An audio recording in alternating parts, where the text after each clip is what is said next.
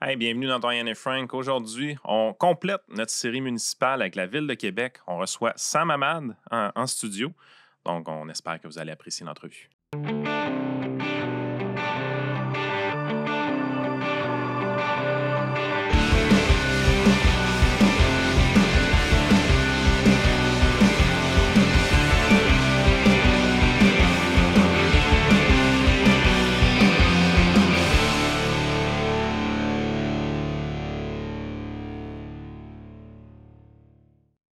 Bonjour, M. Hamad. Merci d'avoir accepté. Merci pour l'invitation. C'est gentil d'être avec nous. Vous êtes le dernier à passer parce que le maire, maintenant on peut le dire, la série d'entrevues touche à sa fin. Le maire n'a pas voulu venir. Ça le regarde. C'est lui qui est le pire. Parce que vous posez des bonnes questions. Je ne sais pas. Peut-être qu'il voulait avoir les questions d'avant. Je ne sais pas. Ça sera à lui à vivre avec les conséquences de tout ça. C'est un retour en politique pour vous, M. Hamad. Comment vous trouvez ça jusqu'à présent? Vous aviez quitté il y a quand même un certain nombre d'années. Est-ce que vous trouvez ça différent, 2025, par rapport à ce que c'était il y a quelques années? Oui, c'est deux campagnes différentes. Le mairie, présenté comme député, c'est différent. En fait, la mairie, pour nous, là, c'est un start-up complet.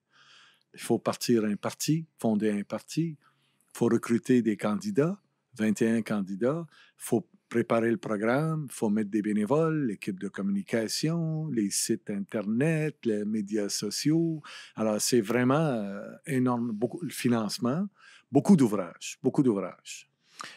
Tout ça commence quand exactement? Justement, on sait qu'il y a deux nouveaux partis qu'on voit dans la campagne par rapport à d'habitude.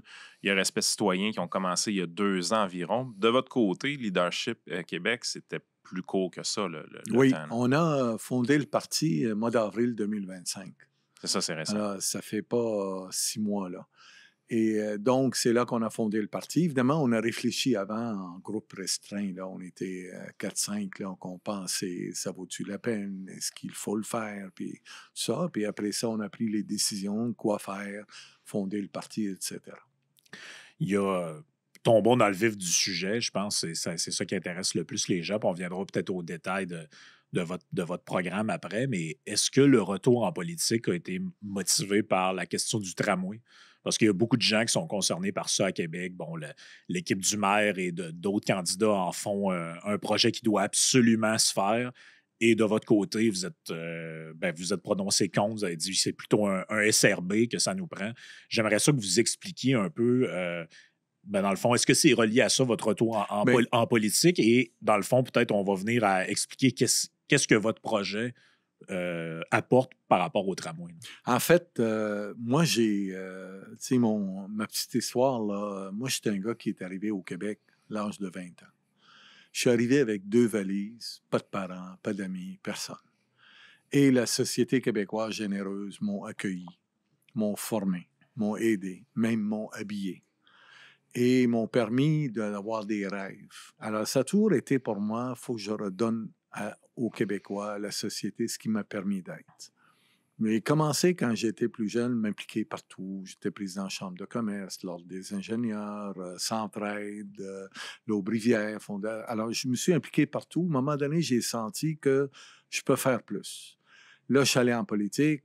J'ai fait 14 ans, fait 7 ministères. Mais la responsabilité que j'ai aimée le plus, c'est ministre responsable de la capitale nationale. C'est là qu'on a commencé à réaliser des belles affaires à Québec. On a amené Samuel de Champlain. Ça, c'est mon bébé. Je suis très fier. Phase 1, phase 2, phase 3. On a fait le centre Vidéotron avec Régis. On a fait le PEPS, l'agrandissement du PEPS. Et toutes les autoroutes en passant, c'était dans mon temps. Fait qu'on a donné à Québec. J'ai donné à Québec. Puis pour moi, Québec est tatoué dans le corps. C'est comme un enfant que tu l'as élevé, que tu l'aimes, puis il va bien. Et à un moment donné, depuis 4 ans, je regarde ça aller, là. Puis, tu sais, le tramway tourne en rond. Tous les projets à Québec tournent en rond. Tu sais, je mettais au défi, M. Marchand, donne-moi une réalisation économique dans la région de Québec, un beau projet, là. À part le curling, on va en parler tantôt, centre de curling. Mais à part de ça, à Québec, ça se passe à rien. C'est chicane avec les gouvernements. Les citoyens, la guerre contre l'auto. Les cyclistes contre les gens de l'auto, contre les gens de piétons, tout le monde, c'est les banlieues contre le centre-ville. On sent un mouvement de...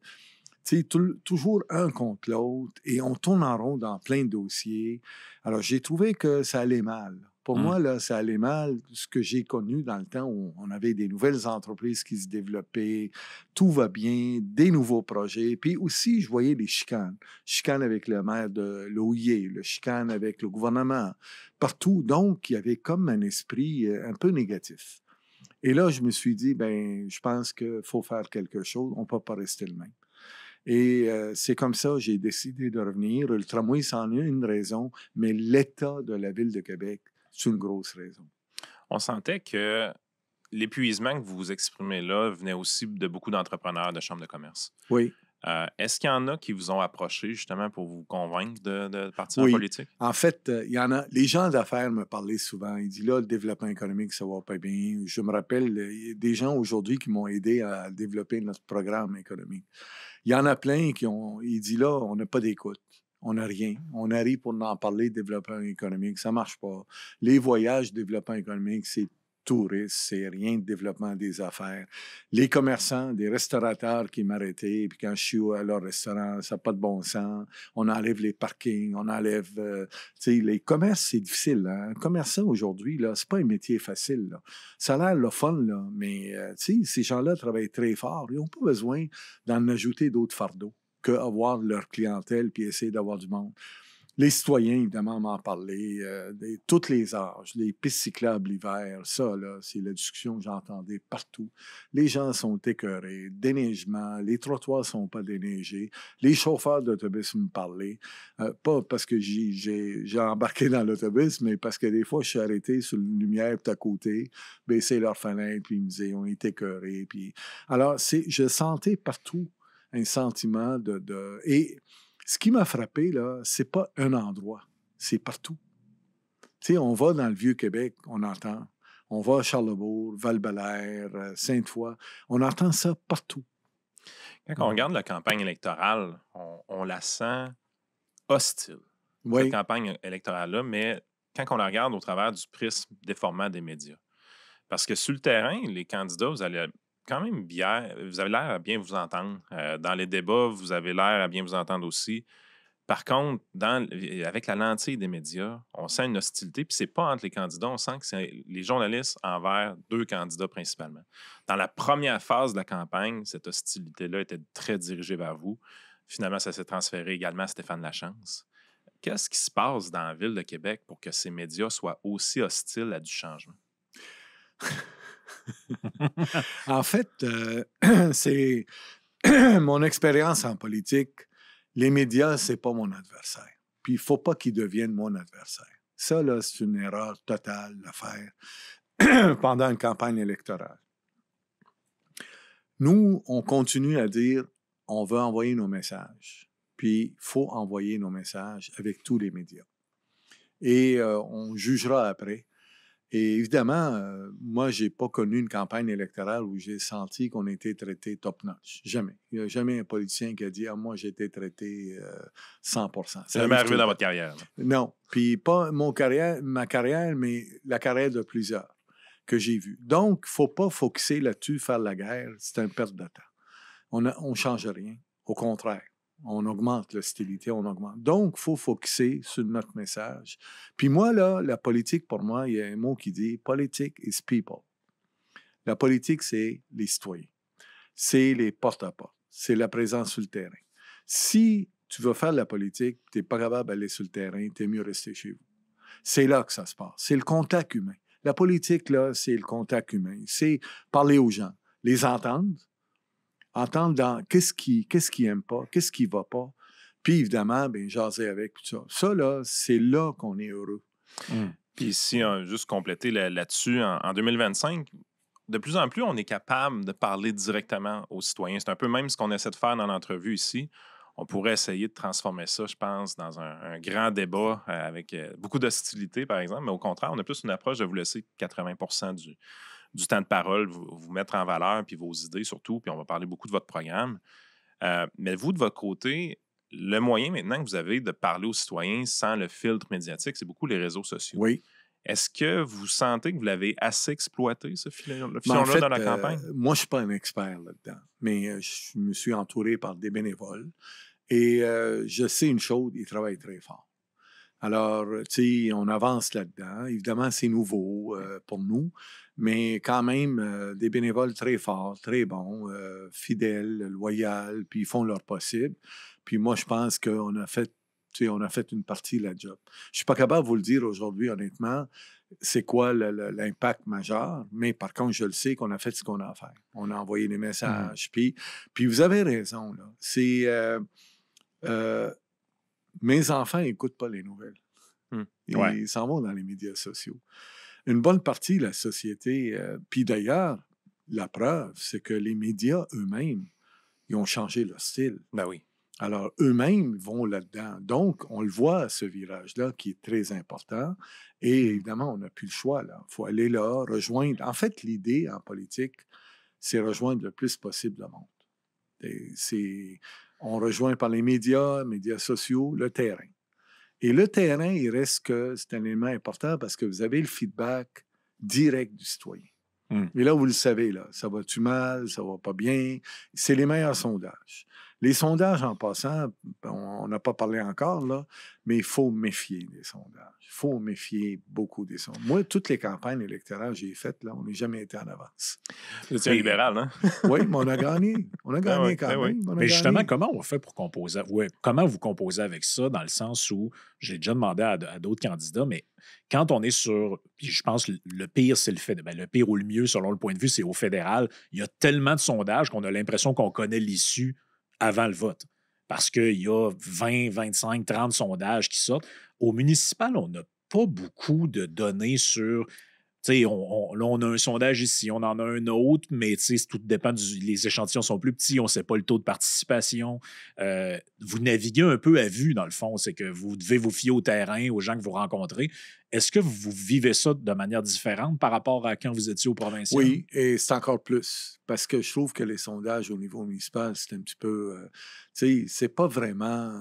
Tu sais, un sondage, il faut que tu ailles 1000 et plus, en partant le nombre. Deuxièmement, c'est pas des abonnés qui devraient être sondés. Parce que les abonnés ont leur opinion. Tu sais, c'est pas la population. Alors, un sondage, il faut aller... Aujourd'hui, il y a une difficulté dans les sondages. Avant, tout le monde avait leur ligne téléphonique dans la maison. Il y a un bottin. Tu sais, il y a un bottin, puis on appelle. Là, aujourd'hui, il n'y a plus de bottin, pas tout le monde qui a leur téléphone, pas tout le monde répond, pas accès au téléphone. Donc, c'est un peu plus difficile d'avoir quand même la lecture. Par contre, quand il y a des... En fait, moi, ce que je regarde dans les sondages, je ne regarde pas le chiffre de chaque candidat.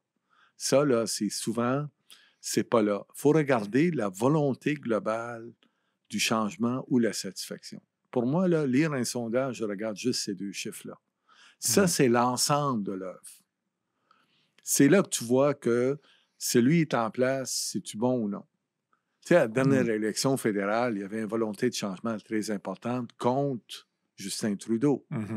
Quand il est parti, tout a tombé. Ouais. Tout le monde a recommencé à zéro. Alors, donc, ce n'est pas le nombre de sondages, c'est vraiment la volonté de changement et le taux d'insatisfaction. Si on a à vous demander le dossier le plus urgent que vous allez régler la journée que vous êtes maire de Québec, celui qui prend toute votre attention dès le jour 1, c'est lequel? Arrêtez le tramway. OK. Et ça, justement, je vais vous poser une question là-dessus parce que je suis sûr que vous le faites dire par des citoyens ou parce que c'est un argument qu'on entend souvent dans certains médias et le maire aussi, c'est de dire, c'est un peu l'argument de là, on a le bras dans le tordeur, il est rendu trop tard et on va payer des pénalités immenses. Donc, c'est un peu ce qu'on appelle le sunk cost fallacy. Il faut continuer parce qu'on n'a plus le choix. Qu'est-ce que vous répondez à ça? C'est faux.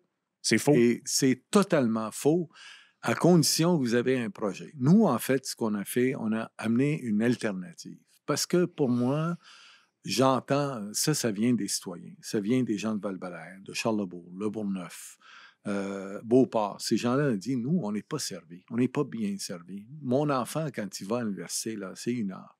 Moi, je l'ai vécu personnellement. Dans mon bureau, j'ai embauché un adjoint. Et mon adjoint, je l'aimais bien, il dit, je vais le prendre. Là, il m'a dit à la fin de l'entrevue, il dit, j'ai un problème de conduire mon auto, je ne peux pas conduire l'auto. Mais à vue, là, de mon bureau à lui, où il reste, là, je ne vais pas dire où il reste, mais à peu près 5 kilomètres. Donc, je dis, mais c'est pas grave, tu prends l'autobus, puis tu vas arriver. Moi, je suis dans le parc industriel, mon bureau. Il me regarde, puis il sourit. Il dit, pourquoi? Il dit, parce que ça prend 1 heure et quelques. Prends l'autobus. C'est ça qu'on a besoin. Un jeune, en passant, le parking à l'Université Laval, là, c'est cher. Ben oui. Fait que là, les jeunes, ils vont faire quoi pour aller étudier, là? Donc, c'est ça qu'on a besoin. Donc, il faut présenter une alternative. Parce que c'est facile d'être contre. C'est facile. Tu sais, t'aimes rien, puis rien de bon. Facile à dire. Mais il faut que tu amènes une alternative quand tu veux accéder au pouvoir.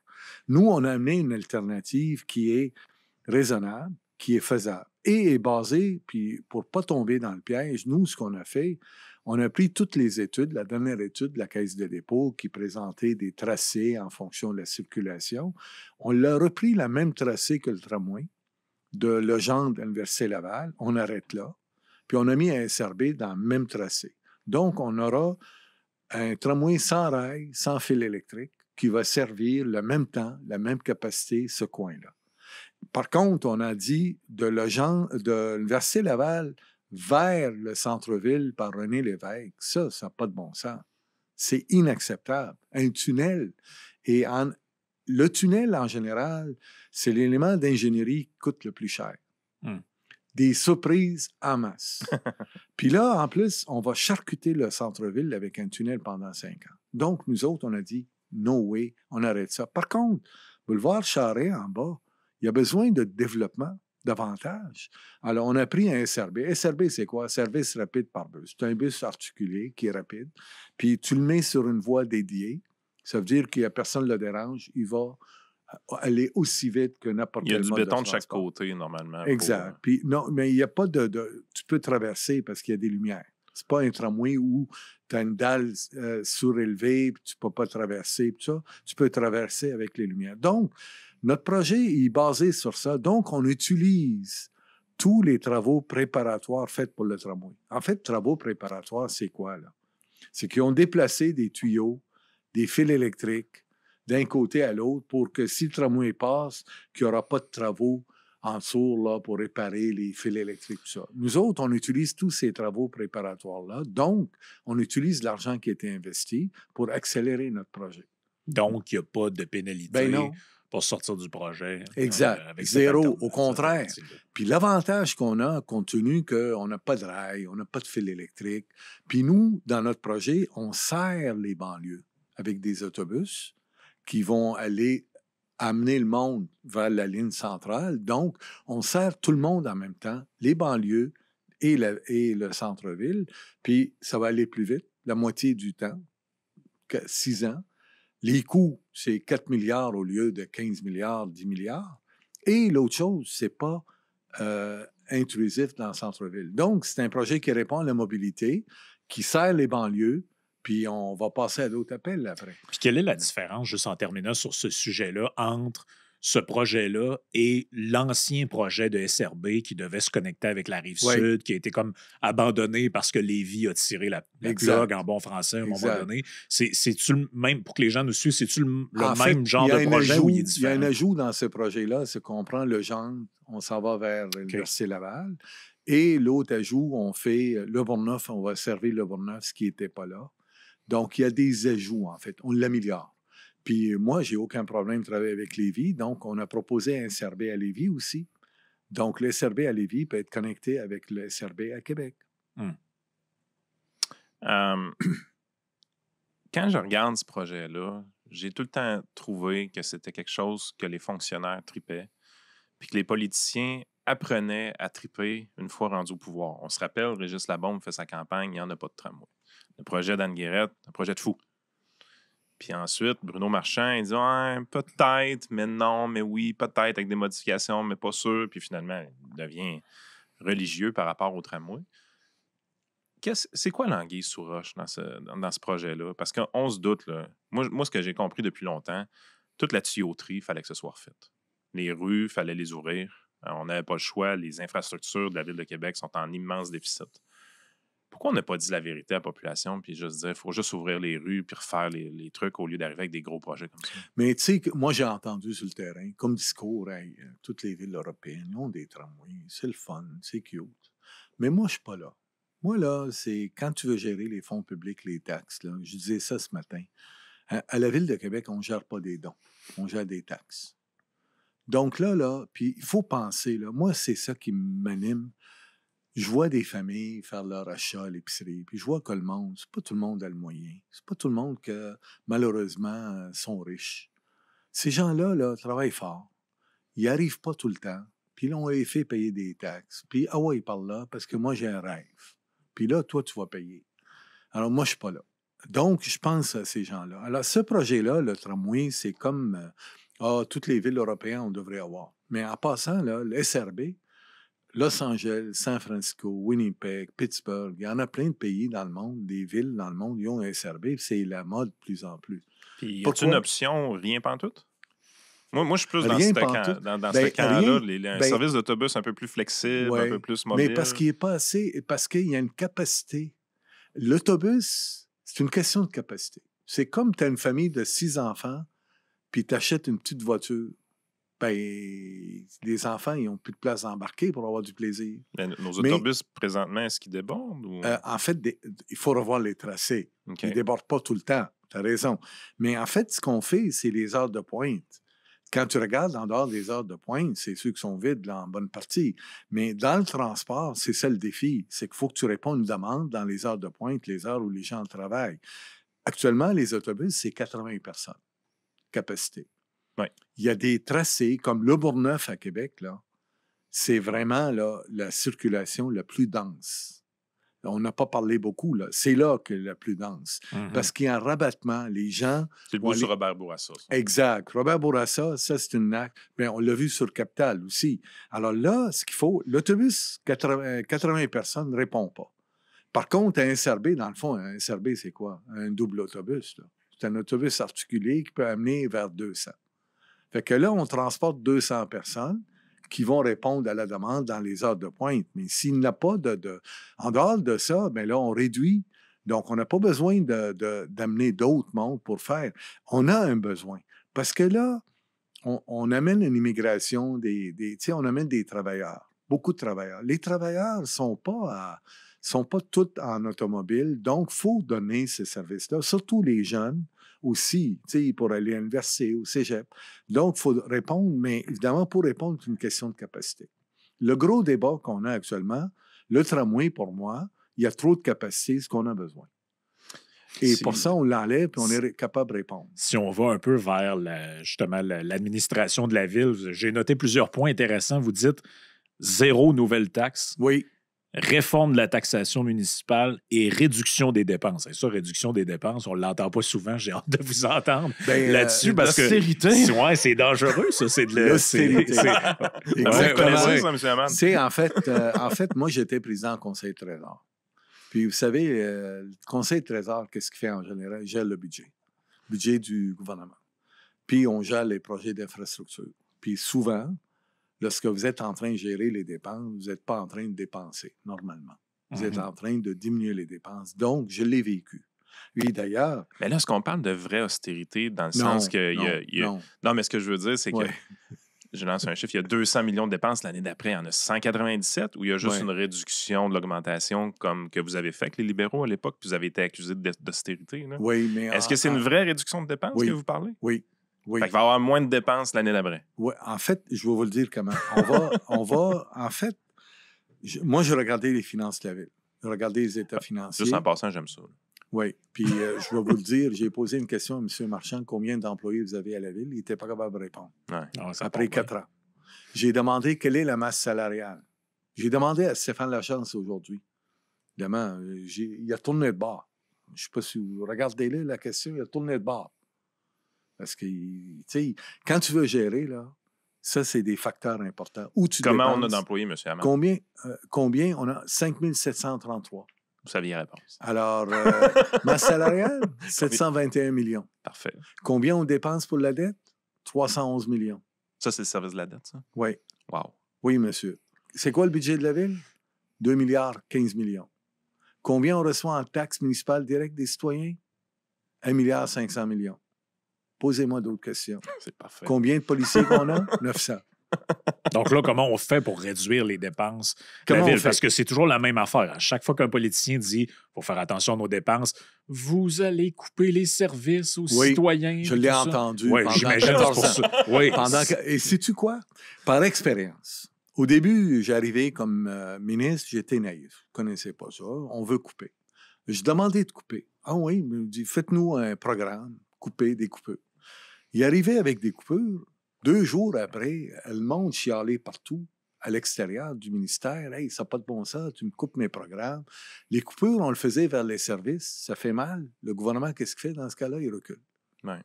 J'ai appris ça, moi. Parce que les Fait que- gestionnaires se défendent de cette façon-là. Ben, c'est normal. Mais là, moi, c'était fini, là. Moi, j'ai fait 7 ministères. J'en ai fait, là. Puis là, après, non.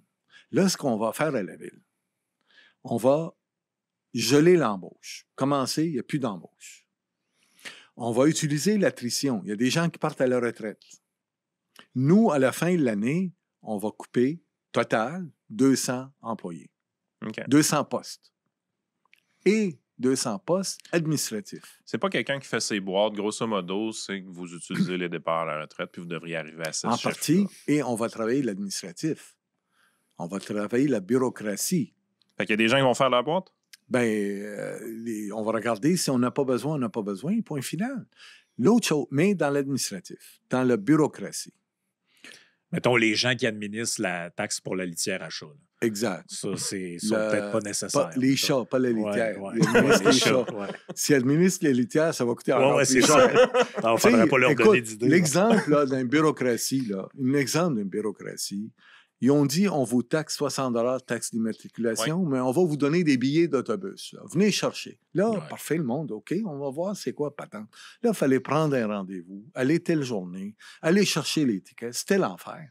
Puis en passant, avez-vous remarqué, ils n'ont jamais dit combien de billets d'autobus sont donnés, là? Ouais. Parce que c'est un fiasco. C'est la même chose pour les registres des foyers. Là. C'est aussi Exact. du monde qui travaille là-dessus. Mais nous, on a arrêté, là. En passant, nous autres, là, on abolit le règlement terminé.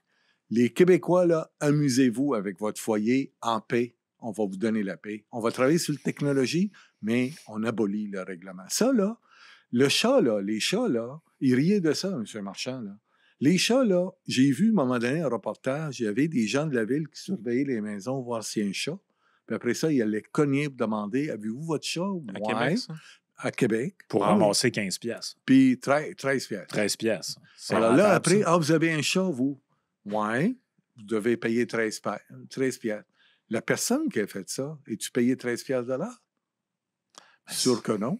En passant le salaire minimum. Elle a est peut-être plus pogné élevé que 5 13. chats dans son chiffre. Oui. C'est combien? 5 fois 13? 100% d'accord. 65 piastres. Ça n'a pas de 65 piastres. Combien il payait à l'heure?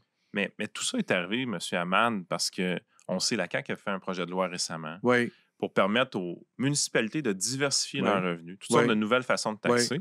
Puis là, à peu près toutes les villes ou les municipalités qu'on a des élections Ouais. présentement, tout le monde a la même promesse. Les taxes, là, pas plus que l'inflation. Tout le monde a cette promesse-là présentement. Oui. Mais c'est facile mais- à faire, cette promesse-là, quand tu arrives puis on t'a donné un terrain de jeu complet pour Exactement. créer des nouvelles taxes. Exactement. En passant, vous parlez de M. Marchand, là. Oui, entre autres. M. Marchand, c'est ça qu'il a fait. Et moi, je trouve le geste le plus paresseux d'un politicien, c'est taxer. Ça, là, c'est... Tu regardes tes revenus, hein, on n'est pas assez. Ah ouais, il y a une taxe. Ça, là, c'est... Pour moi, ça a toujours été le geste le plus paresseux. Avant de taxer, là, peux-tu faire tes devoirs? Si tu montes à la population, tu fais tes devoirs. Ça veut dire quoi? Je vous dis, gel d'embauche, 200 postes de coupés. J'ai regardé les dépenses administratives. Il y a 700 millions d'achats, des choses que la ville dépense. On va couper 2 nous autres. On va atteindre. 2 c'est faire le meilleur appel d'offres. Gérer mieux. Au lieu de faire un appel d'offres après l'autre, peut-être on peut faire tout ensemble. On peut regrouper, on peut travailler. Il y a plein d'affaires pour... Dans le privé, là, quand on achète, là, on force, là, puis on va chercher le meilleur prix. Tu sais, on est capable de chercher 2 sur un prix? Oui, Ouais. facile. Alors, c'est là qu'on va chercher de l'argent. Là, il y a des services qui sont déficients.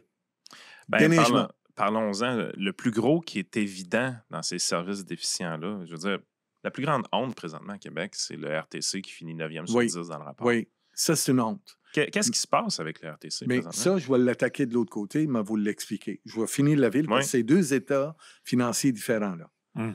C'est pas la même ensemble. Pour la ville, on va couper, mettons, le déneigement des pistes cyclables l'hiver. Parce que déneiger une piste cyclable, il faut qu'il soit vraiment à l'asphalte. Sauver combien en faisant ça, à peu près? On sauve quelques... En passant, la ville, ils n'ont jamais dit combien. C'est pas Jamais. séparé du déneigement habituel. Puis ils n'ont jamais voulu donner des chiffres. À un moment donné, ils sortaient des chiffres. Déneigement une piste cyclable, la même distance qu'un trottoir. Une piste cyclable, il faut que tu sois sur l'asphalte. Donc, tu en mets d'abrasif, tu en mets plus. Oui. Une route, c'est à cause des autos qui roulent, ils vont quand même déneiger pareil. Les autos vont aider à aider. Mais les trottoirs ne sont jamais déneigés au bout jusqu'à le béton. Là. Donc, on met plus d'argent pour déneiger les pistes cyclables que les trottoirs. Ça marche pas, ça. Donc, ça coûte plus cher. On enlève. RTC. Première honte, 9 sur 10. Il est classé 9e, c'est avant-dernier. Puis le dernier, là, c'est encore pire, là, mais avant-dernier dans toutes les... Moi, là, avant-dernier, là, j'ai ça en maudit. Là. Puis pour moi, là, deuxième, c'est même pas un objectif. On a Stéphane Lachance qui arrive, qui nous dit le président du RTC, lui, il passe à job demain matin. Oui. Mais faites-vous des affaires comme ça aussi drastiques ou y aller plus ça, là, c'est le show. Là. Ouais. Ça, c'est un show. Ah oui, lui, je le mets dehors. Là. C'est le show du gars, là, le président de l'Argentine avec sa... Milei avec sa... Ben, ça vous irait bien, ça, une tronçonneuse? Non. Non. C'est pas bon. Il faut respecter les gens. Il faut être humain. Tu peux pas venir là et frapper parce que tu as le pouvoir. Le pouvoir, c'est les citoyens qui ont, pas toi. Là. Donc, toi, on s'inspire des recommandations du rapport. C'était Raymond Chabot. Raymond Chabot. En fait, ce qu'on fait, moi, j'ai regardé les chiffres. Combien de chauffeurs à RTC? Demandez ça. Quelques centaines, 700-800, je dirais. Non, 900 quelques. 900. Depuis 4 ans, le nombre de chauffeurs n'a pas augmenté. Comment tu peux augmenter les services quand tu n'augmentes pas le nombre de chauffeurs? Impossible. Il a augmenté un peu les mécaniciens. Il y a 3 catégories, en fait. Chauffeurs, mécaniciens, puis les employés de bureau. Les les mécaniciens ont augmenté un peu, pas beaucoup. Chauffeurs ont baissé. Vous m'entendez bien, là? Ont baissé. C'est pas normal, là. Tu vas augmenter le service, mais on se vante qu'on augmente les services. Après, le nombre d'employés de bureau, il a augmenté. OK. Donc, là, il y a de quoi qui ne marche pas, là. Il y a de quoi. Qu'est-ce que c'est qu'on a augmenté le nombre? Puis là, une histoire. C'est pas moi, là. C'est le Journal Le Soleil. Quand il y a eu la grève là, des chauffeurs d'autobus, il y en avait des gens... L'année passée, exactement. Il y a eu des gens qui ont acheté un abonnement pour 1 mois, 2 mois, payent abonnement mensuel. Ces gens-là, ils n'ont pas d'auto, ils prennent l'autobus, abonnement mensuel. Oui. Et là, on a fait la grève. Là, ils ont dit 45 $, je ne sais pas combien, vous pouvez demander un remboursement. Ça a l'air que ça prenait 3-4 mois avant d'aller chercher le 45 $. C'est un bel exemple d'une mauvaise bureaucratie. Non, ça n'a pas de bon sens. Ça n'a pas de bon sens, exact. Fait que ça, c'est l'RTC. Là, nous autres, on va fixer des objectifs de rendement, objectifs de gestion. On va dire, voici ce qu'on attend comme rendement et gestion. Puis nous autres, notre objectif final, c'est rendre la société d'RTC parmi les meilleurs en termes de gestion puis service. Quand le 60 $ qu'un marchand a imposé là, pour les matriculations... Là, ça revole là, dans votre programme. Oui, ça vole vite. Là. Ah oui, ça disparaît. Et ça, 60 $ là, il dit on va augmenter les services. La moitié de cet argent-là va pour combler le déficit de l'RTC. L'RTC, depuis 4 ans, leur déficit augmente. Pas normal, là. Puis en passant, le déficit de l'RTC, elle va être consolidée avec le déficit de la Ville de Québec, avec les finances de la Ville de Québec. Je dis le déficit a augmenté et la dette a augmenté. Puis la dette va être consolidée avec la Ville de Québec. Parce que la Ville de Québec est responsable. Ça, je comprends que ça vous revient pas directement, mais est-ce que vous seriez ouvert à faire des pressions sur le gouvernement pour qu'on finisse par dire que le transport en commun comme ça, c'est un service essentiel. Oui. Parce que là, on dirait qu'on est Oui. rendu là. Là, Oui. il y a ces grèves par-dessus grèves. Et pendant Oui. ce temps-là, on en parlait dans Mais en l'émission il y a quelques mois. Il y a des gens, là, c'était pour de vrai, ça faisait pitié, là, qui Oui. cherchaient des vélos. Il faut protéger puis le citoyen, puis garder le droit de vote. Le droit de vote, quand même, c'est un droit. Il faut le garder. Le droit de grève, vous voulez dire. Oui, j'ai dit le droit de vote pour la Oui, grève. Oui, tu as raison. Mais le bris de service complet n'a aucun sens. Donc, il faut regarder comment on peut balancer les deux. Parce que pour eux, c'est un moyen de pression qui est légal. Mais il faut quand même balancer pour le service des citoyens. Ça, je suis d'accord avec ça. Justement, quand le RTC, il y a eu la grève cet été, c'était une grève des mécaniciens. Oui. C'était pas une grève des chauffeurs. Non. Le RTC, comme patron, a décidé de fermer le service d'autobus pendant le festival d'été, alors que les chauffeurs étaient disponibles. Oui. On aurait pu peut-être fermer quelques lignes, mais quand même, il y avait des autobus qui devaient fonctionner éventuellement. Oui. En fait, ils ont manqué leur coup, honnêtement, avec la ville. Là. Mais pourquoi le RTC a fermé le service? C'est, en fait, des liens, parce que l'autobus tombe en panne, il n'y en a pas. Mais c'est pas là le problème. Le problème, c'est qu'on le savait qu'il va y avoir une grève. Oui. On le savait, là. Il n'était pas une surprise, là. Donc, on savait qui seront impactés. Oui. Le festival d'été, c'était un des premiers impactés. Là, tu regardes ça comme gestionnaire. Tu dis, OK, il y a une grève qui s'en vient. Où sont les impacts? Là. Parfait. Comment on se prépare? Mais on avait l'impression que le gestionnaire était content de fermer le service. Ben oui, mais la ville a un rôle, là. Le boss de la ville, c'est qui? C'est le maire. Oui. Le maire doit prendre le téléphone à RTC et dire, hey, la grève s'en vient, hein? Oui, OK. Parce que tout le monde pensait que c'était inévitable. Les gens se disaient, les chauffeurs d'autobus sont en grève, donc il n'y a pas de service. Non, les chauffeurs ne sont pas en grève. Non, ils ne sont pas en grève. Mais il fallait être préparé d'avance. C'est-à-dire, tu le vois venir, le coup. Un gestionnaire, s'il ne voit pas les coups venir, là, il est mieux démissionner et aller ailleurs. Là. Donc, tu prépares d'un point de plan de contingence, de service de transport. Il y a un transporteur qui était utilisé dans la grève d'autobus. Ils ne l'ont pas appelé pour transporter le monde. Tu regardes les parkings, il y a plein d'alternatives qu'il faut regarder, ce qui n'était pas fait. Mais non, on fait payer les citoyens. Ah ouais, payer, là, regardez une grève, là, sont mauvais les autres. Mais oui, mais toi, tu as un rôle à gérer là-dedans. Un autre sujet dont beaucoup de gens parlent, puis c'est drôle, je parlais de ça avec ma conjointe il y a quelques jours, quand je lui disais combien ça me coûtait un appartement à Québec quand je suis venu m'installer ici en 2009 à l'époque. Puis je disais, depuis, on dirait qu'il y a un problème de logement, mais c'est pas juste à Québec, c'est partout. Vous, dans votre programme, vous dites du logement accessible, 60 000 logements total dans les... Pas abordable, ça, c'est au total. Non, c'est ça. Mais accessible dans le sens il faut qu'il y ait plus de logements. Oui. C'est quoi les lacunes de ce côté-là en ce moment? Puis comment on fait pour faciliter la construction? On a entendu plein de gens, le groupe Trudel, mais pas juste eux, dire ça prend une éternité à la ville avant d'avoir un permis. C'est compliqué, il y a 52 000 règlements. Exact. Comment on fait pour alléger puis favoriser justement qu'il y ait plus de construction à Québec? C'est drôle, je vais te donner une réponse. C'est simple à faire. Première chose, la commission d'urbanisme qui donne des permis sont débordés. Ils ne sont pas capables de donner des permis, puis nous, on a décidé de revoir leur rôle. Le mettre sur ce qui est patrimonial pour donner des permis. Là-dessus, ils sont forts, ils sont bons. Et on va créer un bureau de projet que lui, ce bureau-là, va accueillir les développeurs immobiliers, va les accompagner pour réaliser les projets le plus rapidement possible. Avec ça, là, on va régler plein de problèmes. C'est pas compliqué, parce que là, il arrive, faut que tu rencontres là, regarde là. Après ça, la commission d'urbanisme, là, il y a des affaires, la couleur n'est pas bonne, la brique n'est pas ci, ça. Là, ça devient des... Là, ils reviennent, ils retournent, ils font leur devoir, reviennent. Là, l'étage, on fait le devoir. C'est ça qui se passe actuellement. La majorité des promoteurs immobiliers, ils ont pris 3 ans et plus pour avoir des permis. Oui. Là, ce temps-ci, les permis sortent, là. Ça sort, là. Moi, j'ai appelé ça pignata, là. Oh. Pourquoi le pignata? Parce que l'élection s'en vient, là, on donne des permis. C'est ça qu'il faut faire.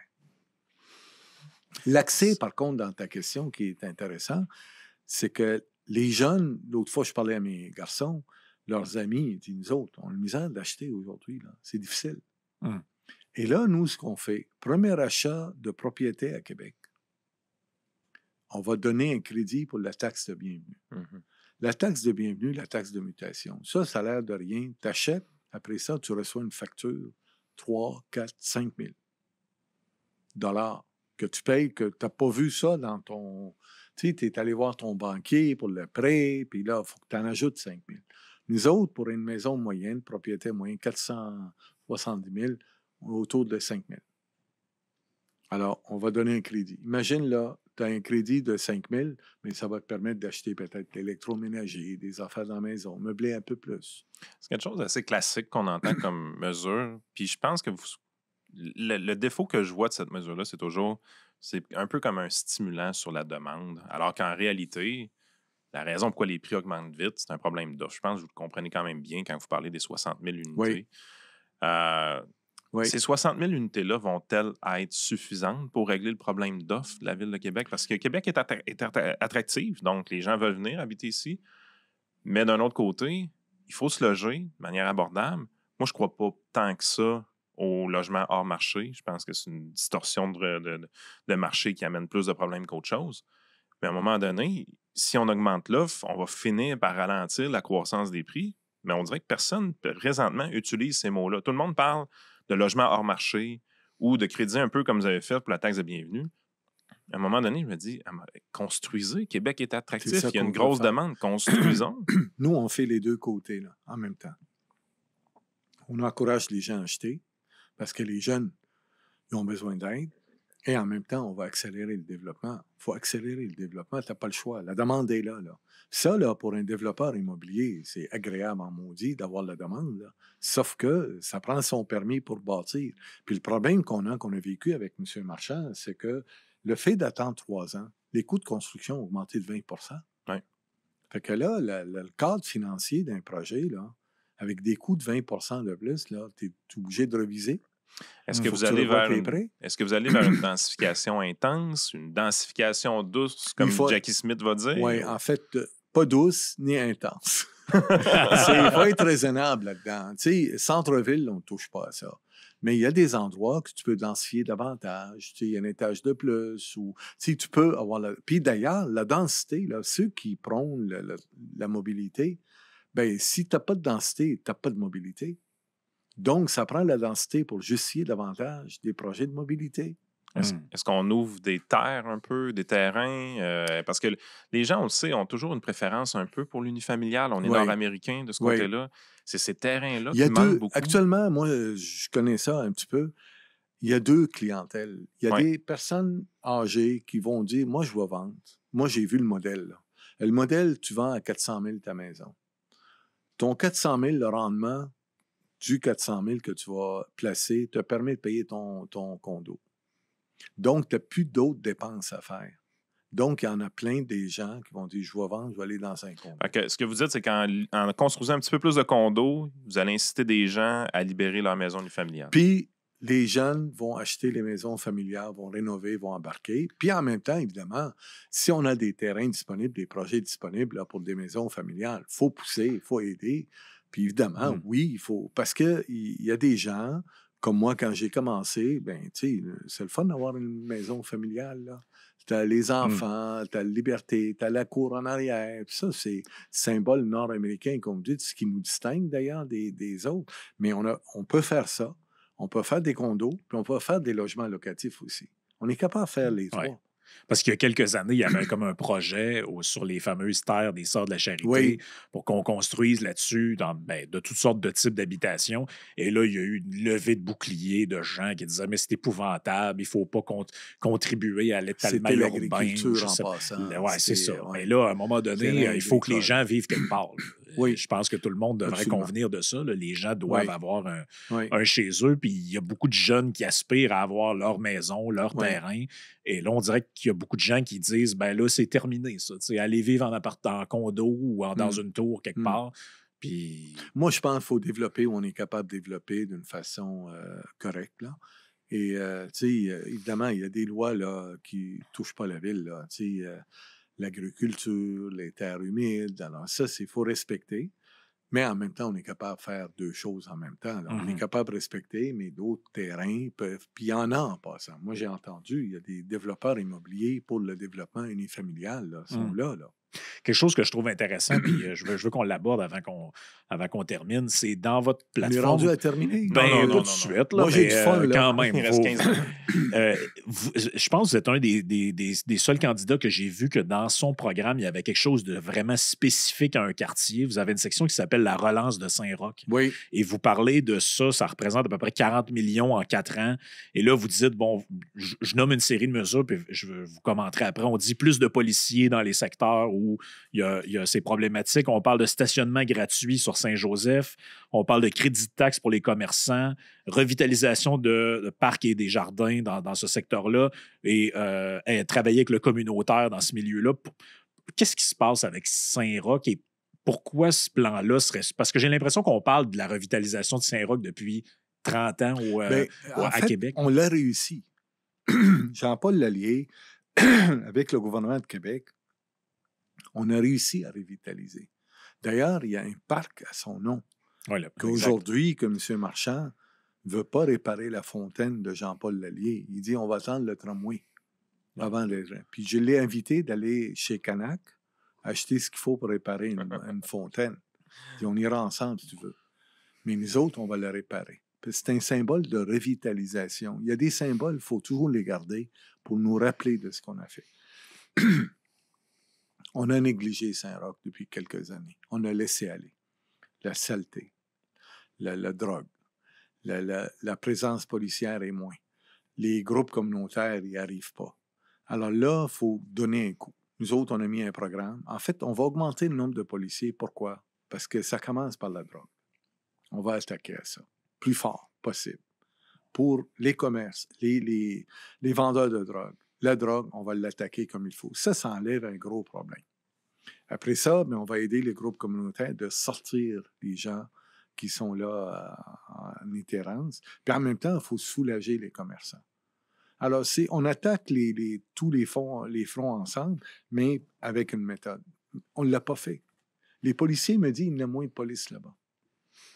La propreté n'est plus là. Tu sais, tu vois la fontaine, là, c'est un exemple. Fontaine, entretien des parcs, police, propreté. Puis d'ailleurs, le même problème de propreté est dans rue Saint-Jean. Là. Il y a des bancs, il y a des graffitis sur les bancs, les sacs de poubelle à côté des commerces. Comment tu veux aider ces gens-là à développer? Là? C'est ça qu'il faut attaquer. C'était quelque chose d'assez distinctif de Québec en plus pour relativement une grosse ville. La propreté, pendant longtemps, c'est un commentaire qu'on entendait des gens qui disaient hey, moi, je suis allé dans plusieurs grandes villes, nord-américaines, mais européennes, et Québec était une ville reconnue pour c'est propre, c'est bien entretenu, mais on sent que c'est comme en train de s'effacer tranquillement. Là. Absolument, absolument. C'est un problème. Puis en passant, tu n'as pas besoin de faire une annonce là-dessus. C'est ta job à la Ville de Québec que ta ville soit propre. Les gens payent des taxes pour ça, pour aller nettoyer la ville puis la garder propre, les lumières. Tu sais, quand les gens, les commerçants de la rue Saint-Jean me parlaient de ça, voyons non, il me semble que c'est basique, là. Tu sais, c'est basique, là. Si je vous amène un peu du côté politique, il y a un aspect que j'ai trouvé curieux dans votre stratégie, dans le sens que vous montez un nouveau parti politique. Vous avez des candidats, puis il y en a certains qui vont être élus au niveau de postes de conseiller. Par contre, de votre côté, vous n'avez pas de colistier, si je ne me trompe pas. Donc, qu'est-ce qui arrive avec votre parti politique la journée que vous n'êtes pas élu maire, par exemple? Parce que normalement, on sait le principe du colistier. Par exemple, Jackie Smith, dans le district proche de où est-ce qu'on est, tous les efforts sont mis pour Jackie Smith que sa colistière gagne parce qu'éventuellement, probablement que Jackie va pouvoir prendre sa place à la mairie. Certains, je pense que Stéphane Lachance, c'est quelque chose comme Val-Bélair, Claude, c'est proche lui aussi. Je pense que Claude en a un aussi.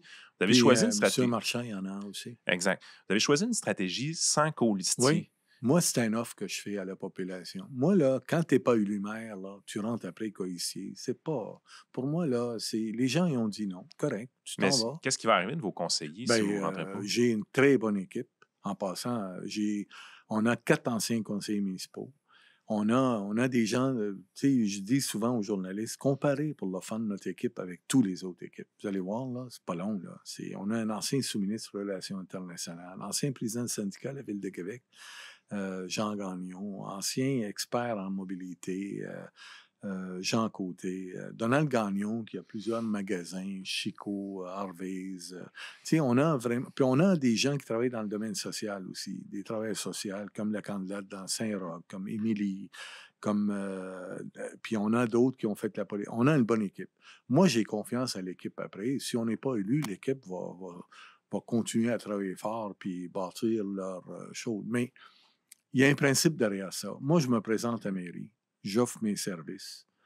Puis si vous ne voulez pas, mais je ne reviendrai pas par l'autre porte puis faire l'opposition. Moi, je ne m'en vais pas à l'opposition. Je m'en vais pas. Moi, je m'en vais, on prend ça, on va vous aider. Sinon, ben moi, je vais faire d'autres choses. En allant en politique, là, je baisse mes conditions salariales, je baisse ma qualité de vie. Moi, je fais un sacrifice, mais je n'irai pas rester à l'opposition. C'est pas... Peut-être que je me trompe, mais il me semble que je vous ai entendu dire que vous y allez pour un mandat. Oui. Puis après ça, vous avez dit c'est assez. Il y a quelqu'un qui a dit la même chose. Il est actuellement premier ministre du Québec. Il avait dit moi, un mandat. Là, il nous dit qu'il faudrait l'élire un troisième mandat. Mais dans mon cas, avec mon âge, là, c'est sûr que je ne ferai pas 3 mandats. OK, on s'entend. Et je vais vous le dire une chose, c'est que je vais faire un mandat. Mais si jamais, exceptionnellement, il faut que je reste là, j'en ferai. Mais le principe, c'est un mandat. Et pourquoi un mandat? C'est que vous êtes plus indépendant. Moi, je m'en vais faire la job, le ménage. Moi, je m'en vais pas gagner des votes après, tout ça. Non.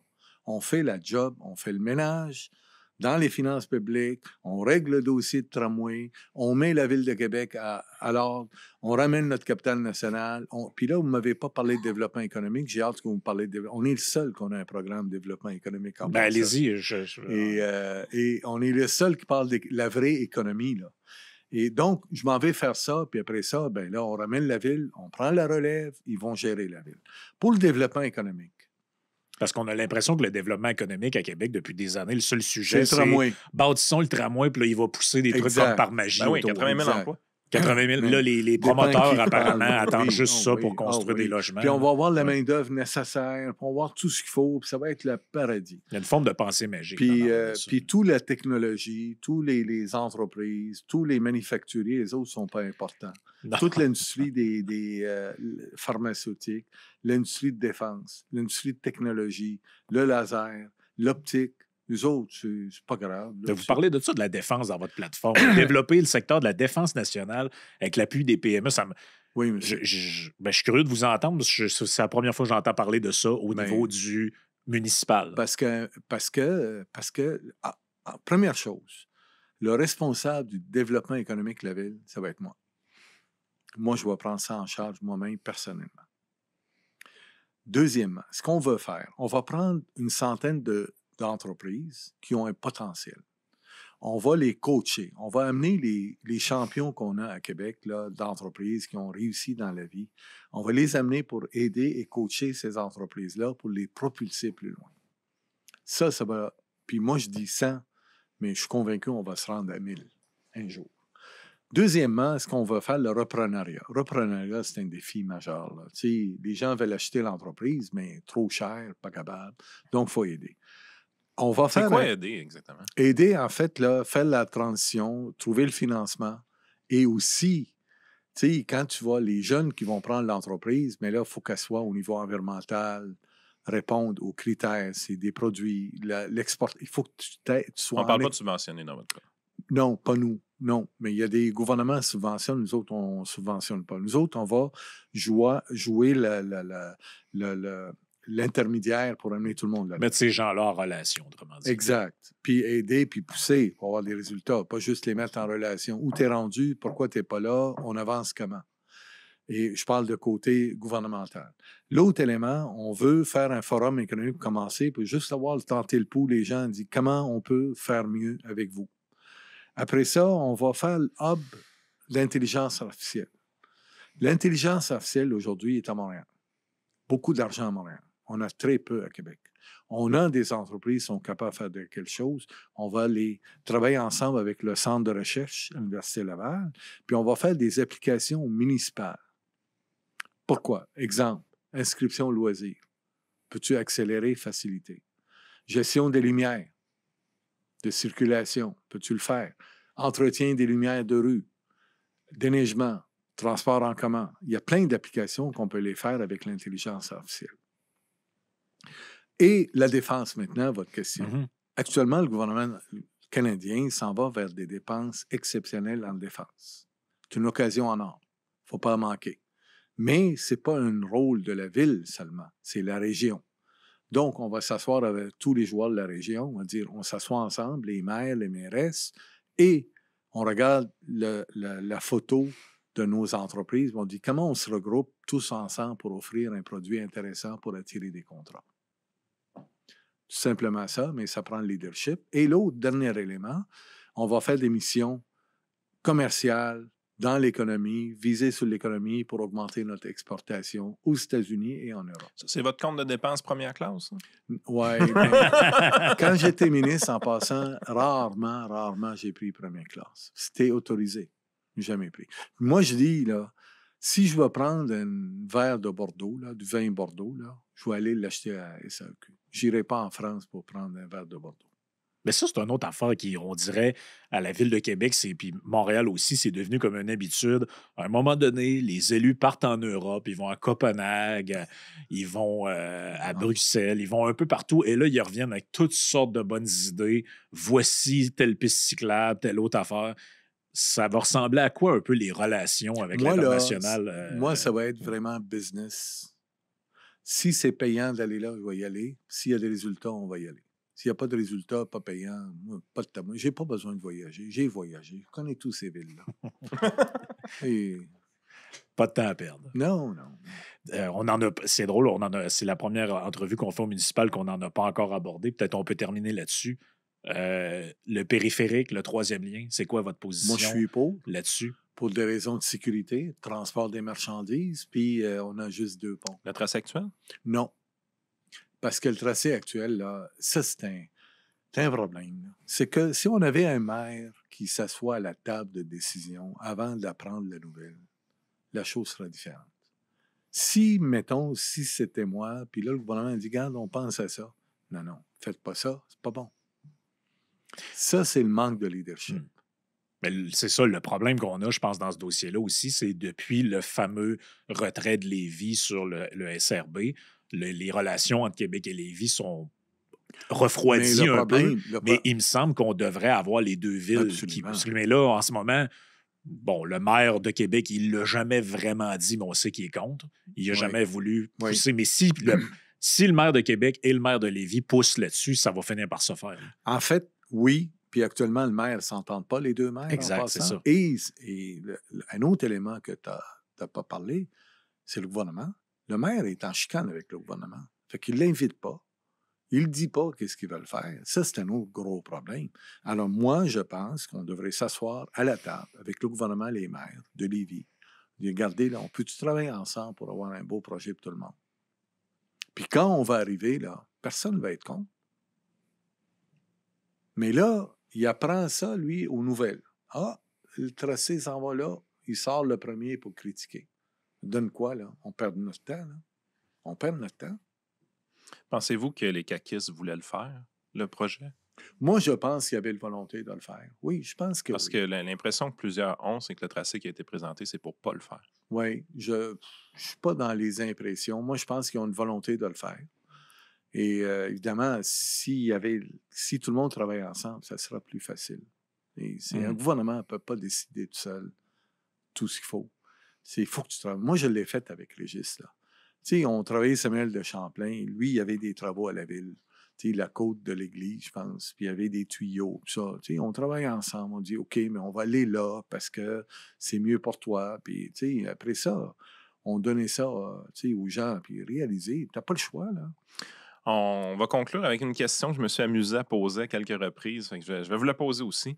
Dans 4 ans, après 4 années de Sam Hamad comme maire de la Ville de Québec, Est-ce qu'il y a plus ou moins de kilomètres de pistes cyclables? Moi, je pense que... C'est je devenu un pense- symbole. Hein? Oui, il va y avoir... c'est une bonne question. Moi, je dirais, sans compter le kilométrage, il va y avoir des pistes cyclables qui sont adaptées. Il y a une harmonie Intelligent. entre tout le monde. Puis des pistes cyclables intelligentes qui répondent puis qui nuisent pas en même temps. C'est ça notre problème. On est allé trop vite sans tenir compte. Aujourd'hui, en passant, je faisais mon entrevue à 93 Oui. et j'ai sorti de l'entrevue, je jasais avec une personne, puis il y a une piste cyclable là, sur le Saint-Sacrement. là. Oui, exact. Et le gars que je jasais avec, une chance qu'il m'a averti parce que je m'en allais prendre l'auto, puis un piste cyclable. Le gars, il a passé à une vitesse, d'après moi, plus que 30 km. Il a fait ça. Puis j'ai failli. J'ai pas fait attention de regarder. Tu sais, tu es habitué de tourner. Donc, c'était entre le trottoir et votre véhicule. Là, Exact. Il y a un piste cyclable là. Puis donc, il n'y a pas de parking. Et j'ai failli me faire frapper. Puis s'il m'a frappé, je ne serais pas là aujourd'hui. Ouais, c'est ça. On serait en train de faire l'entrevue tout seul. Là, ouais, mais ça sera plate, peut-être. Oui, ça serait plus plate un peu. Ouais. Mais honnêtement, là, après qu'il a passé, là, j'ai eu peur. J'ai eu vraiment peur. La vitesse qui roulait, là, puis je me suis dit, s'il m'a ramassé, c'est sûr que la campagne est terminée. Là. Ah, puis il peut y avoir une porte de véhicule qui ouvre aussi. Ou Oui. n'importe quoi. Oui, Ouais. incroyable. Alors, il faut vraiment avoir une harmonie. Puis, Saint-Sacrement, là, il y avait avant un autre piste cyclable en arrière qui faisait la job, tout le monde. Tout le monde est heureux. Là, on arrive, on enlève des parkings, on enlève le business aux gens, on enlève les tournées à gauche, toutes tu sais, pour traverser. Quand vous êtes sur chemin Sainte-Foy, là, pour aller prendre Saint-Sacrement, là, vous n'êtes plus capable de tourner à la lumière. Là. Terminé, là. Terminé, là. Là, il faut faire un deux tours. Ça, c'est-tu bon pour l'environnement? Non. Non.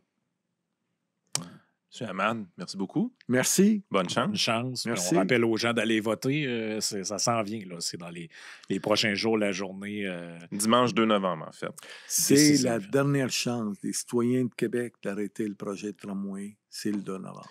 Si je ne me trompe pas, les informations pour trouver les bureaux de vote, parce que pas tout le monde a eu les cartons, de ce qu'on comprend. Il y a quelques compagnies qui ont eu des gros contrats, mais ils les ont pas livrés. C'est de la ville, probablement. Oui, il y a un site d'élection au Québec. Vous OK. pouvez aller là-dessus, le site, puis vous pouvez voir où, si vous êtes inscrit. Ça, c'est très important. Premièrement. Deuxièmement, où aller voter. Merci beaucoup, M. Hamad. Puis vous n'avez pas besoin d'amener le carton. Là. Exact. Vous pouvez aller là, puis là, carte d'identité, c'est réglé. Merci beaucoup. Merci beaucoup. Merci, guys.